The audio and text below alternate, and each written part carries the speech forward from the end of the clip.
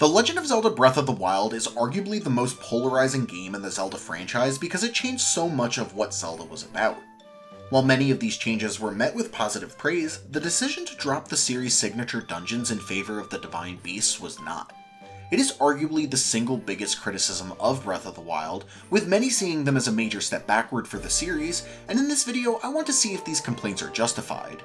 To do so, we'll look at the good and the bad of each Divine Beast to see what they bring to the table, and ultimately decide which is best and which is worst. I hope you enjoy, and welcome to every Breath of the Wild Divine Beast Ranked.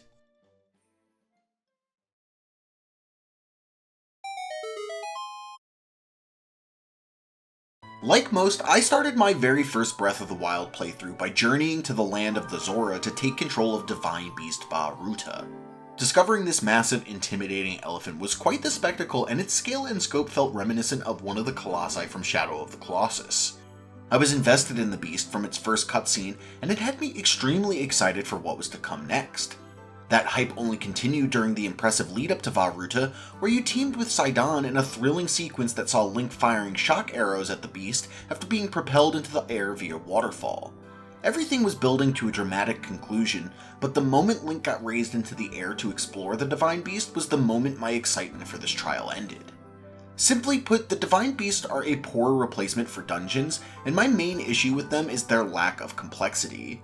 While the shrines in Breath of the Wild have their issues, many good puzzles can be found within them, which is why it was so shocking to see how simple many of the puzzles in Vah-Ruta were.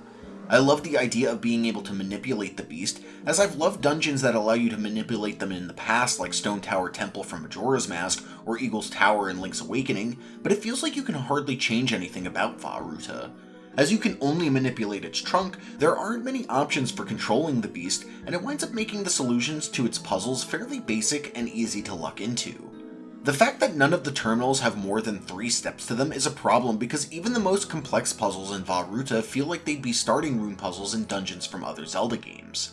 Using stasis to keep the ball in place after getting the central wheel to spin is fun, but that shouldn't be the most challenging puzzle that the trial has to offer.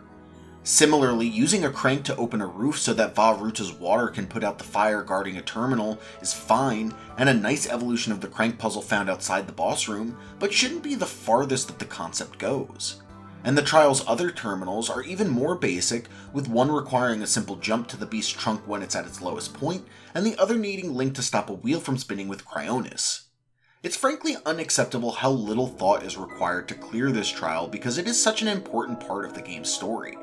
There are only 4 Divine Beasts, and while I get that each could technically be someone's first, that's all the more reason to make them more complex and challenging. Considering you don't even need to engage with this area at all to beat the game, it makes no sense to me why the developers would be afraid of scaring off players if they made any of them too hard. There are plenty of shrines that will allow Link to get strong enough to collect the Master Sword and face Calamity Ganon without them, that I can't help but feel that making Vah-Ruta and the rest of the Divine Beast as easy and short as they are was a mistake. Unfortunately for Vah-Ruta, it doesn't have any true saving graces that make up for its disappointing design and lack of complexity. The boss fight against Waterblight Ganon is the worst of the 4 Divine Beast Ganon fights. Its music is good, but I have to appreciate it out of the game because it's so understated that I barely notice it in-game, and aesthetically there is nothing unique or worth noting outside of the fact that the beast is an elephant. I will say that unlocking Mipha's Grace is nice, but it is practically useless compared to the other champion's abilities if you stay stocked up on healing items and don't frequently lose all of your hearts. That said, not everything about Vah-Ruta is terrible, and there are moments like riding the beast's trunk to its apex that are cool and memorable, but I'd be lying if I said I left this trial satisfied. The other Divine Beasts might benefit from the fact that my expectations for them were tempered a bit after I finished Vah-Ruta, and maybe I'm more harsh on this beast than I should be, but it's hard for me to forget my initial disappointment with Vah-Ruta, which is just one of many reasons I've ranked it last on this list.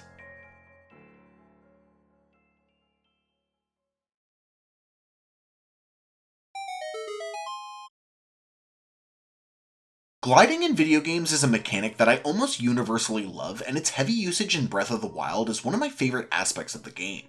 The paraglider is the ultimate Zelda mobility tool, and to me, there is no better moment in the game than when you finally receive it from the King of Hyrule after completing the trials on the Great Plateau. Just like the Deku Leaf did in Wind Waker, the glider grants a sense of freedom that other items can't, and it's why earning Revali's Gale stands out as the second best moment in the game. I can't overstate how useful and satisfying this tool is to use throughout Breath of the Wild, and it's why completing Vah Meadow feels just a bit more sweet than the other Divine Beasts. However, aside from having the best reward of the Divine Beasts, Vah Meadow suffers from many of the same issues we discussed a moment ago with Vah Ruta. The big one is again the lack of complexity with the puzzles surrounding its terminals, as Vah Meadow is arguably the easiest Divine Beast in Breath of the Wild.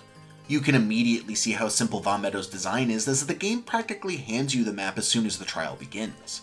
With only 3 points to tilt the beast on, there are even fewer options for control than there were with Vah Ruta, which doesn't allow for much creative manipulation.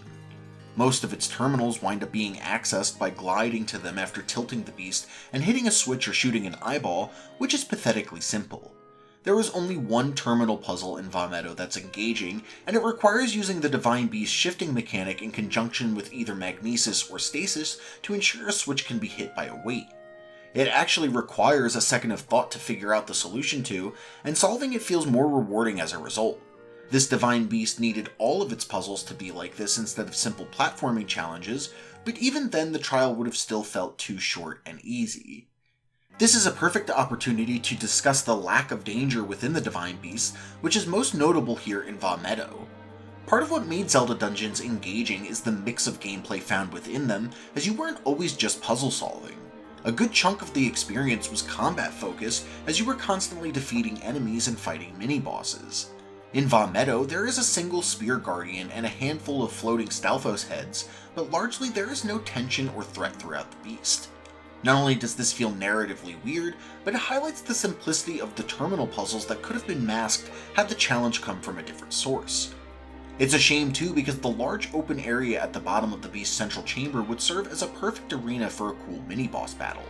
A fight like that would have been a welcome addition that could have broken up the monotonous puzzle solving in Vah Meadow, while also adding length and stakes to the Divine Beast. At the very least, the inclusion of some more difficult enemies or traps in this trial would have given you something else to think about and interact with, instead of it feeling like a race to the finish.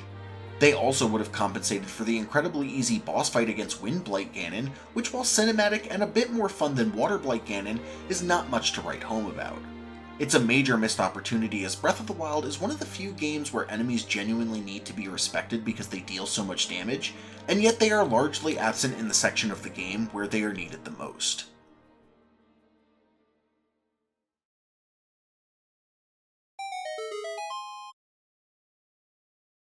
While I've never found Vah Rudania as cool or intimidating as the other Divine Beast, it easily has the best setting and atmosphere of the four.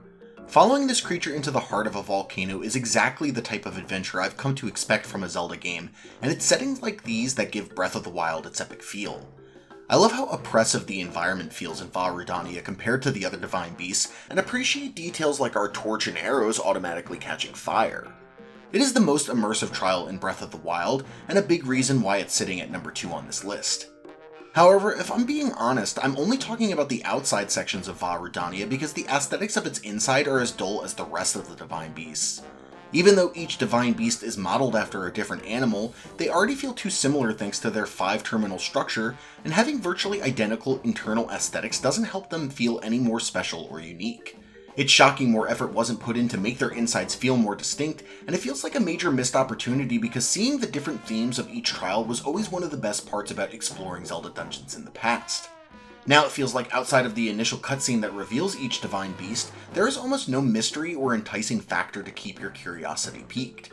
And Vah Rudania feels the most disappointing of the 4 in this regard because it teases you by shrouding the inside in darkness initially, only to later reveal that its aesthetic looks almost identical to the other trials in the game.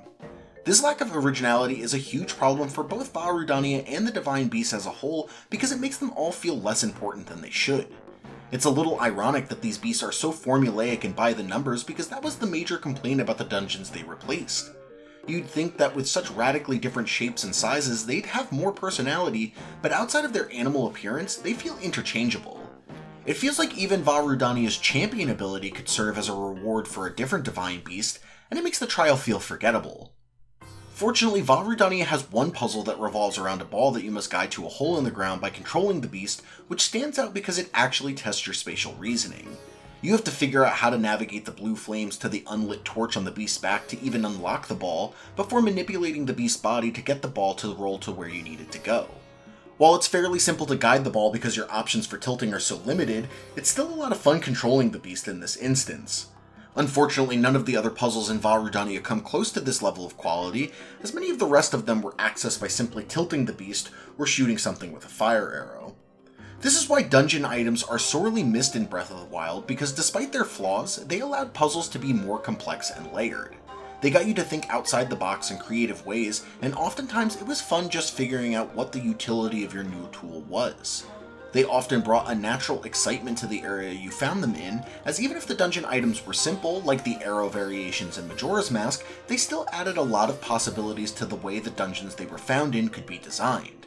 Not only did this add gameplay variety, but it gave each trial a more recognizable identity as the items and their puzzles became synonymous with the dungeons they came from. Vah Rudania could have benefited greatly from the system, and it's why I wish the champion's abilities could be earned within the trial rather than after, even if they needed to be tweaked. Still, despite some lackluster puzzles and a few other little flaws that hold it back from being the best trial that it could be, Vah Rudania is certainly a tier above Vah Meadow and Vah Ruda, which is good enough to get it the number 2 spot on this list.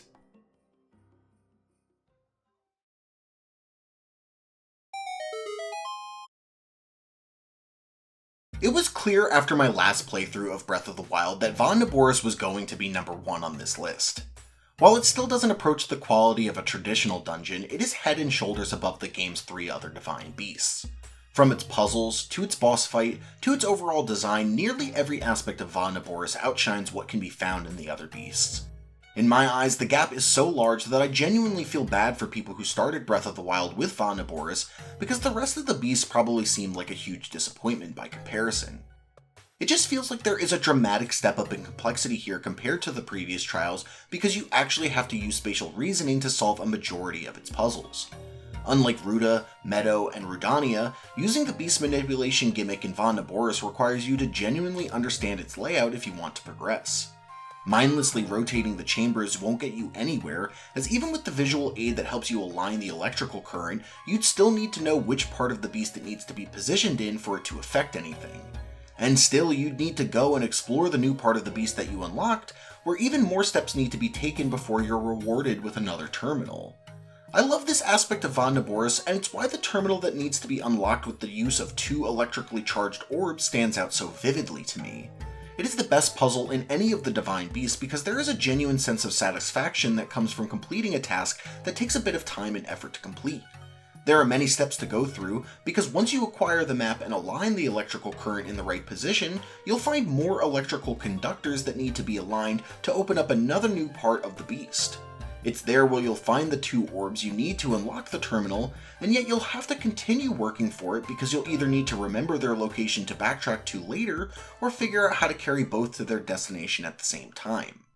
This puzzle alone made Vah Naboris my favorite divine beast of the 4, but its boss fight against Thunderblight Ganon helped as well. While I'm still disappointed that these Blight Ganons are so similar to one another, at least Thunderblight Ganon posed an actual threat with a level of quickness that could catch you off guard if you weren't prepared. Once you figure out how to fight it, the battle is fairly easy to win, but I can't pretend like I didn't die against this boss a few times at first. I appreciate the challenge, and honestly wish the other Blight Ganons gave me trouble as well. That said, despite my general positivity towards Vah Naboris, the fact remains that I don't like the structure of the Divine Beasts. These structures are impressively massive, but they are too short, too basic, and too easy to complete. Vah Naboris may have the best design, puzzles, and boss fight, but it still needed more, including tougher enemies, more complex terminal puzzles, and further personalization to help it feel more unique and special. Just because it is number 1 on this ranking does not mean that I think it is a good trial. If anything, Vah Naboris is the one that annoys me the most, because it shows the potential that the Divine Beast concept has without fully delivering on it. However, it is easily the best Divine Beast in Breath of the Wild, and so even though I think it would be a stretch to say that I like Vah Naboris, there's no other choice for the number 1 spot. Overall, the Divine Beasts in Breath of the Wild are massively disappointing because their poor execution undermines an otherwise cool concept. These trials are too simple, too formulaic, and too generic to earn the praise that so many dungeons earned in the series prior, but I wouldn't mind seeing them attempt this idea again in the future. I enjoy the idea of Zelda dungeons taking different forms, but they need to be unique and created with love and care, and if done right, the Divine Beasts could be legendary. Unfortunately, it looks like the franchise has moved on, but I want to know what you all think about the Divine Beasts in the comments. Was I too harsh in my criticism of them, or did you think my complaints were justified? Let me know your ranking down below, and as always, be sure to like the video and subscribe if you enjoyed this content and wish to be alerted whenever I release a new video. Thanks for watching.